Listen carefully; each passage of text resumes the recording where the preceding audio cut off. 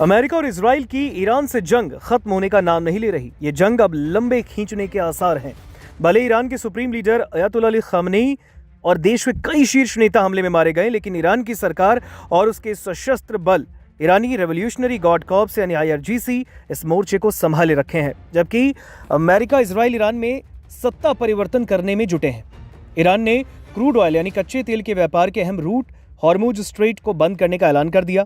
अरब देशों के साथ भारत के तेल गैस व्यापार का ये बहुत ही ज्यादा अहम गलियारा है, जहां से करीबन 20% कच्चे तेल की आपूर्ति होती है। ईरान ही नहीं, सऊदी अरब, यूनाइटेड अरब अमीरात्स, UAE से लेकर कतर, कुवैत जैसे देशों से भारत को तेल गैस की सप्लाई इसी रूट से होती है। सरकार का कहना है कि उसके पास पर्याप्त भंडार है और चिंता की कोई बात नहीं।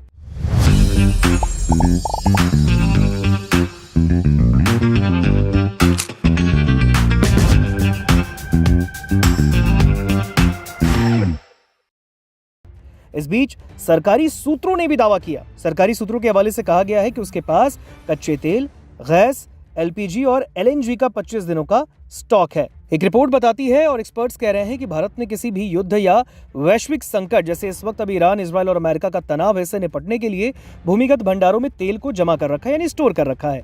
अब ये 3 शहरों मुख्यतः मैंगलोर, विशाखापट्टनम यानी वाइजैग और पादूर में है। इनमें लगभग 5.33 मिलियन मीट्रिक टन यानी MMT कच्चा तेल जमा करने की उतनी क्षमता है और ये 10 दिन की जरूरत पूरा करता है। तो देखा जाए तो अमेरिका, इजराइल और ईरान के बीच जारी जंग से पूरा मिडिल ईस्ट अब तक प्रभावित है और ईरान ने अब हॉर्मुज स्ट्रेट बंद करने के ऐलान से कच्चे तेल की आपूर्ति प्रभावित होने वाली है और इसका असर भारत पर होने की आशंका है। हालांकि इस रूट से भारत बड़े पैमाने पर अपनी जरूरत का तेल आयात करता है। हॉर्मुज रूट बंद होने से तेल सप्लाई प्रभावित होने की चिंता बढ़ गई। हालांकि केंद्र सरकार ने साफ कर दिया है कि मौजूदा हालात को देखते हुए उसकी तैयारियां पूरी हैं। तेल और गैस की आपूर्ति जारी रहेगी और कोई बाधा नहीं आएगी। आपको बता दें, मोदी सरकार में पेट्रोलियम मंत्री हरदीप सिंह पुरी ने कहा कि भारत दुनिया भर में पेट्रोलियम प्रोडक्ट्स का तीसरा सबसे बड़ा आयातक, चौथा सबसे बड़ा रिफाइनर और 5वां सबसे बड़ा निर्यातक देश है।